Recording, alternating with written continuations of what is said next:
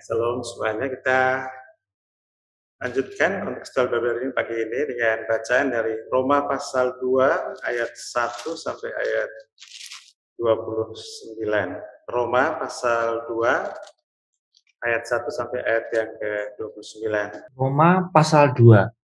Karena itu, hai manusia, siapapun juga engkau yang menghakimi orang lain, engkau sendiri tidak bebas dari salah. Sebab dalam menghakimi orang lain, engkau menghakimi dirimu sendiri, karena engkau yang menghakimi orang lain melakukan hal-hal yang sama. Tetapi kita tahu bahwa hukuman Allah berlangsung secara jujur atas mereka yang berbuat demikian. Dan engkau, hai manusia, engkau yang menghakimi mereka yang berbuat demikian, sedangkan engkau sendiri melakukannya juga, adakah engkau sangka bahwa engkau akan luput dari hukuman Allah? Maukah engkau menganggap sepi kekayaan kemurahannya, kesabarannya, dan kelapangan hatinya? Tidakkah engkau tahu bahwa maksud kemurahan Allah ialah menuntun engkau kepada pertobatan? Tetapi oleh kekerasan hatimu yang tidak mau bertobat, engkau menimbun murka atas dirimu sendiri pada hari waktu mana murka dan hukuman Allah yang adil akan dinyatakan.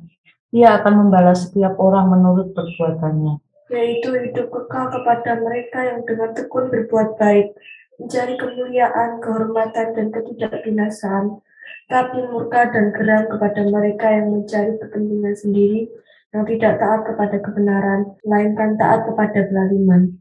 Penderitaan dan kesesakan akan menimpa setiap orang yang hidup berjahat, pertama-tama orang Yahudi dan juga orang Yunani. Tetapi kemuliaan, kehormatan, dan damai sejahtera akan diperoleh semua orang yang berbuat baik. Pertama-tama orang Yahudi dan juga orang Yunani, sebab Allah tidak memandang bulu. Sebab semua orang yang berdosa tanpa hukum Taurat akan binasa tanpa hukum Taurat. Dan semua orang yang berdosa di bawah hukum Taurat akan dihakimi oleh hukum Taurat. Karena bukanlah orang yang mendengar hukum Taurat yang benar di hadapan Allah, tapi orang yang melakukan hukum Tauratlah yang akan dibenarkan. Apabila bangsa-bangsa lain yang tidak memiliki hukum Taurat oleh dorongan diri sendiri melakukan apa yang dituntut hukum Taurat, maka walaupun mereka tidak memiliki hukum Taurat, mereka menjadi hukum Taurat bagi diri mereka sendiri. Sebab dengan itu mereka menunjukkan bahwa isi hukum Taurat ada tertulis di dalam hati mereka, dan suara hati mereka turut bersaksi, dan pikiran mereka saling menuduh atau saling membela. Hal itu akan nampak pada hari bila mana Allah sesuai dengan Injil yang kuberitakan akan menghakimi segala sesuatu yang tersembunyi dalam hati manusia oleh Kristus Yesus. Tetapi jika kamu menyebut dirimu orang Yahudi dan bersandar kepada hukum Taurat, bermegah dalam Allah dan tahu akan kehendaknya, dan oleh karena diajar dalam hukum Taurat, dapat tahu mana yang baik dan mana yang tidak. Dan yakin bahwa engkau adalah penuntun orang buta dan terang bagi mereka yang di dalam kegelapan, pendidik orang bodoh dan pengajar orang yang belum dewasa. Karena dalam hukum Taurat, engkau memiliki kegenapan segala kepandaian dan kebenaran. Jadi, bagaimanakah engkau yang mengajar orang lain? Tidakkah engkau mengajar dirimu sendiri? Engkau yang mengajar, jangan mencuri. Mengapa engkau sendiri mencuri? Engkau yang berkata, jangan berzinah. Mengapa engkau sendiri berzinah? Engkau yang jijik akan segala berhala. Mengapa engkau sendiri merampok rumah berhala? Engkau bermegah atas hukum Taurat, mengapa engkau sendiri menghina Allah dengan melanggar hukum Taurat itu? Seperti ada tertulis, sebab oleh karena kamulah nama Allah dihujat di antara bangsa-bangsa lain. Sunat memang ada gunanya jika engkau mentaati hukum Taurat, tetapi jika engkau melanggar hukum Taurat, maka sunatmu tidak ada lagi gunanya. Jadi jika orang yang tak bersunat memperhatikan tuntutan-tuntutan hukum Taurat, tidakkah ia dianggap sama dengan orang yang telah disunat? Jika demikian, maka orang yang tak bersunat tetapi yang melakukan hukum Taurat akan menghakimi kamu yang mempunyai hukum tertulis dan sunat tetapi yang melanggar hukum Taurat. Sebab yang disebut Yahudi bukanlah orang yang lahiriah Yahudi, dan yang disebut sunat bukanlah sunat yang dilangsungkan secara lahiriah. Tetapi orang Yahudi sejati ialah dia yang tidak nampak keyahudiannya, dan sunat ialah sunat di dalam hati secara rohani, bukan secara hurfiah. Maka pujian baginya datang bukan dari manusia, melainkan dari Allah. Ya, terima kasih saudara yang terkasih. Pasal 1 kita melihat di sana, khususnya ayat 18 sampai 32 memberi penegasan bahwa ya kebenaran itu telah ditindas oleh semua manusia berdosa. Nah, di pasal 2 ini Paulus sedang mencoba memberikan sebuah penjelasan yang rangkum. Orang Yahudi merasa mereka adalah kelompok yang lebih unggul daripada non-Yahudi. Mereka menganggap bahwa kami punya Taurat, oleh karena itu kami ya, darah biru lah di hadapan Allah. Mereka lah yang akan selamat, sementara non-Yahudi yang tidak punya hukum Taurat itu yang akan mengalami kebinasaan atau hukuman karena tidak punya hukum Taurat. Nah, di ayat 1 sengaja digunakan kata yang sangat umum ya. Karena itu, hai manusia, siapapun juga engkau yang menghakimi orang lain, engkau sendiri tidak bebas dari salah ya. Kalau kita perhatikan ayat-ayat ini, misalnya di ayat 4, itu jelas menunjuk bahwa yang dimaksud Paulus dengan siapapun juga engkau, sebenarnya secara khusus ditujukan kepada Yahudi, bahwa kamu tidak bisa memandang dirimu lebih unggul karena Taurat itu, karena memiliki Taurat dibanding dengan non-Yahudi.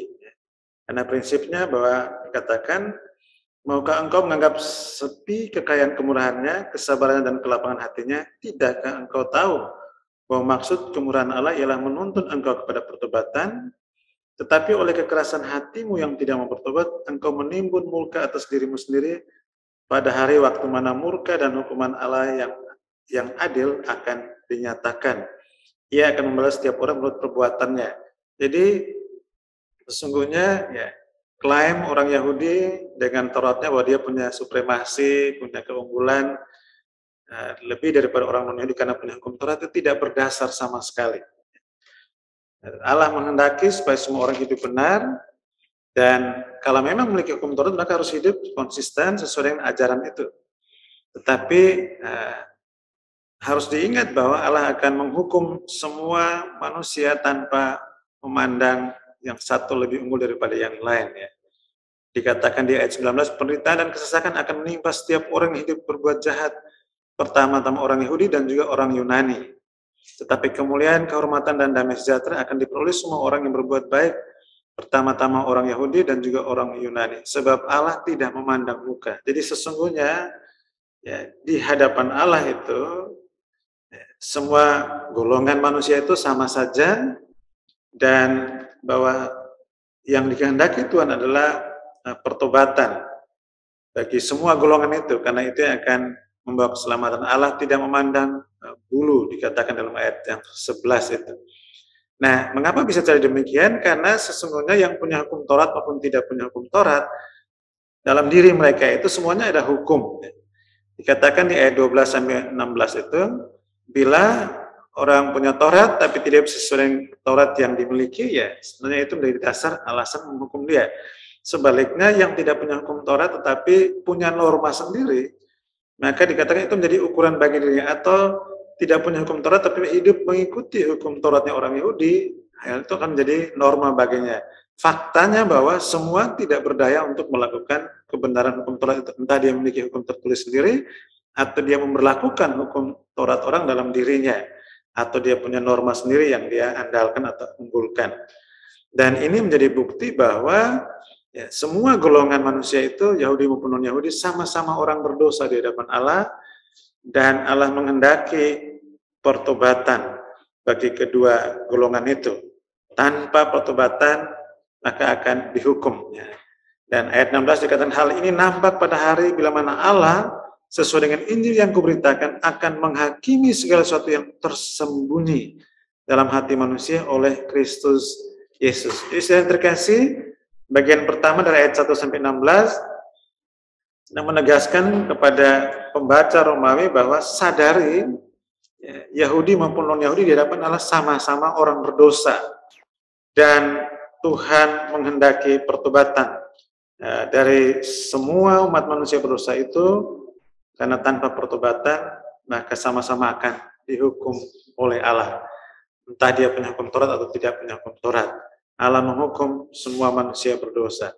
Nah, ayat yang ke-17 sampai ayat 29 ini bagian kedua dari perikop ini, Paulus lebih memberikan penegasan yang lebih tajam lagi kepada orang-orang Yahudi, bahwa dikatakan ayat 17, jika kamu menyebut dirimu orang Yahudi dan bersandar pada hukum Taurat, bermegah dalam Allah dan tahu akan kehendaknya, dan oleh karena diajar oleh hukum Taurat, dapat tahu mana yang baik dan mana yang tidak, dan yakin bahwa engkau adalah penuntun orang buta dan terang bagi mereka yang di dalam kegelapan, pendidik, dan seterusnya, ya. Nah, bagaimana engkau mengajar orang lain, tidakkah engkau mengajar dirimu sendiri? Di ayat yang ke-21 bagian B sampai ayat yang ke-24 kita melihat sebuah praktik hidup yang inkonsisten, ya. Di satu sisi mengunggulkan Taurat dan mengajarkan orang jangan mencuri, tetapi faktanya yang mengajar itu justru melakukan apa yang diajarkan itu, ya. Jangan mencuri, tapi sebaliknya melakukan hal, ya, mencuri. Mengajarkan jangan berzina, tapi prakteknya melakukan sendiri perbuatan itu, ya. Engkau yang jijik terhadap segala berhala, mengapa engkau sendiri merampak rumah berhala? Engkau yang bermegah atas hukum Taurat, mengapa engkau sendiri menghina Allah dengan melanggar hukum Taurat itu? Seperti ada tulis, sebab oleh karena kamulah nama Allah dihujat di antara bangsa-bangsa. Jadi orang Yahudi yang adalah umat Allah yang diberi hukum untuk mengajarkan kebenaran, justru menghujat nama Allah dengan praktik hidup yang konsisten dengan apa yang diajarkan. Nah, isu yang kedua ditekankan, ya, yaitu secara khusus tentang sunat, ya. Sunat memang ada gunanya jika engkau mengentaati hukum Taurat, tapi jika engkau melanggar hukum Taurat, maka sunatmu tidak ada lagi gunanya. Ya, sunat sebagai suatu bukti lahiriah dari ikatan perjanjian yang sifatnya batiniah itu. Tetapi orang-orang Yahudi inkonsisten dalam hidup mereka, sehingga Paulus katakan bahwa jika kamu bersunat tapi tidak hidup sesuai dengan kebenaran hukum Taurat, maka sunat itu tidak punya arti apa-apa, ya. Nah, saudara terkasih, ayat 27, jika demikian, maka orang yang tak bersunat tetapi yang melakukan hukum Taurat akan menghakimi kamu yang punya hukum tertulis dan sunat, tetapi yang melanggar hukum itu, ya. Jadi di hadapan orang lain justru orang-orang lain akan menghukum orang-orang yang mengajarkan atau orang Yahudi yang mengajarkan kebenaran Taurat dan sunat itu.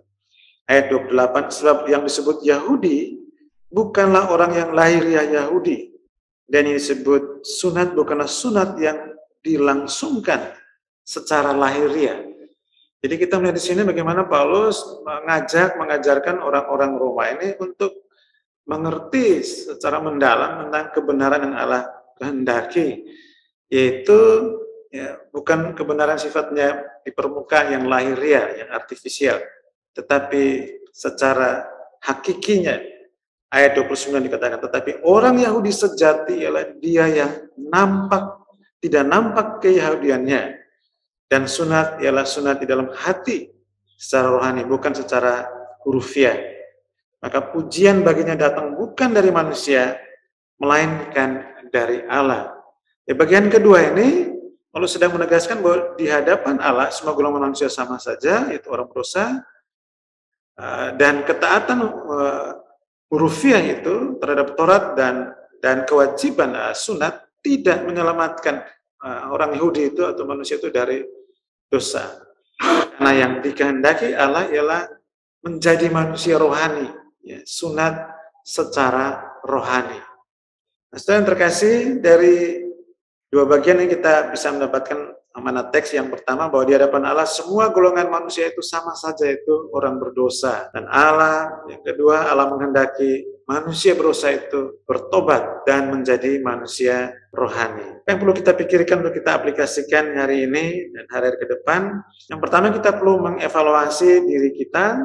Jangan kita membanggakan hal-hal yang sifatnya lahiriah, karena Allah menghendaki kehidupan manusia itu, ya, manusia berusaha bertobat dan menjadi manusia baru. Jadi maukah kita, ya, bertobat dan menjadi manusia rohani? Segala embel-embel yang sifatnya lahiriah tidak punya kekuatan apa-apa untuk membereskan dosa, tidak punya potensi apa untuk menyelamatkan dari hukuman.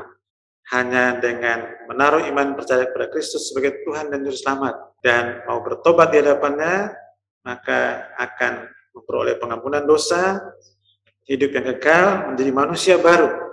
dan akan dimampukan oleh Roh Kudus untuk melakukan kebenaran firman Tuhan. Yang kedua, seiring dengan kesadaran diri akan arti penting pertobatan yang perlu dialami oleh setiap kita, panggilan bagi kita semua adalah siapkah kita semua yang sudah menerima Yesus sebagai Tuhan dan Juru Selamat, sudah menjadi manusia baru, manusia rohani. Siapkah kita menuntun orang-orang berdosa untuk datang pada pertobatan yang sejati di dalam Kristus. Kita perlu kerjakan ini dengan sungguh-sungguh di tengah konteks dunia di mana orang lebih menggembar-gemborkan hal-hal sifatnya artifisial tentang hal-hal rohani. Kita perlu mengajarkan kebenaran yang sejati bahwa memang Allah menghendaki manusia berdosa itu bertobat dan menjadi manusia yang sejati, manusia rohani, dan sunat adalah sunat rohani. Dan itu hanya bisa dialami ketika dia menyambut Yesus sebagai Tuhan dan Juru Selamat, mengalami kelahiran baru, dan boleh hidup berkenan pada Allah, menjadi berkat bagi banyak orang.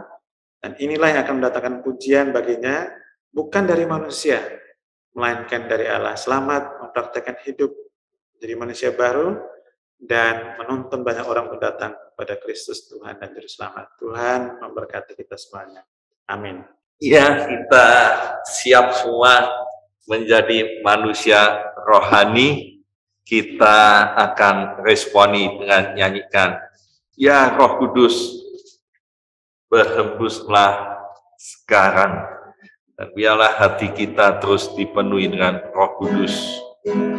Ya Roh Kudus, berhembus sekarang, berhembuslah di tempat ini. Berikan Roh-Mu membawa kuasa-Mu, ya Roh Kudus, hadir di sini. Oh ya Roh Kudus, berhembuslah sekarang. Ya Roh Kudus, berhembus sekarang. Berhembuslah di tempat ini.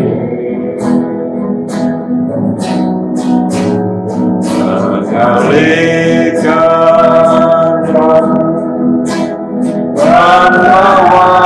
kuasa-Mu, ya Kudus, hadiri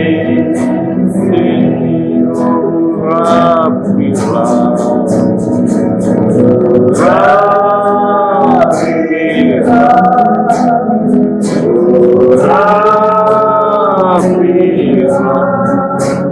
dengan kuasa-Mu ya Tuhan, penuhilah kami, urapilah,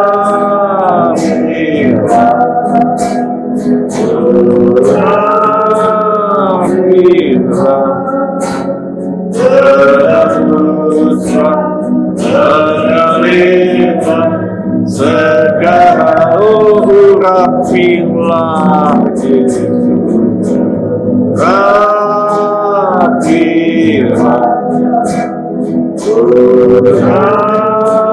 urapilah, dengan kuasa-Mu ya Tuhan, penuhilah kami, oh Yesus, urapilah,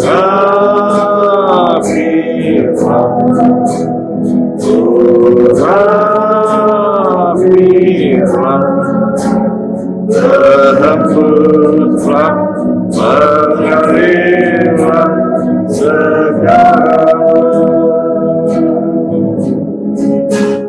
berhembuslah, mengalirlah segala,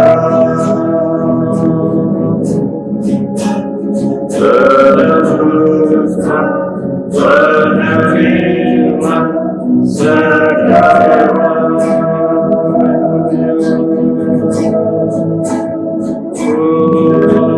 Oh Biarlah setiap pribadi kita terus siap untuk terus menjadi manusia-manusia rohani. Kita terus bersyukur bahwa terus ada pembaharuan batiniah. Kita berdoa bersama-sama. Tuhan, terima kasih kami mengucap syukur hari ini Tuhan. Biarlah firman Tuhan menegaskan kepada kami semuanya, supaya kami terus ada pembaharuan rohani, pembaharuan batiniah, menjadi manusia-manusia rohani, dan yang tampak menjadi refleksi di dalam ketaatan kebenaran firman Tuhan. Pimpin kami Tuhan, sertai kami Tuhan. Tuhan terus pimpin, Tuhan terus sertai. Pelayanan ini hanya untuk kemuliaan Tuhan, menolong semua orang untuk takut akan Tuhan, untuk diubahkan di dalam Yesus Kristus. Kami mengucap syukur. Terima kasih Tuhan, terima kasih.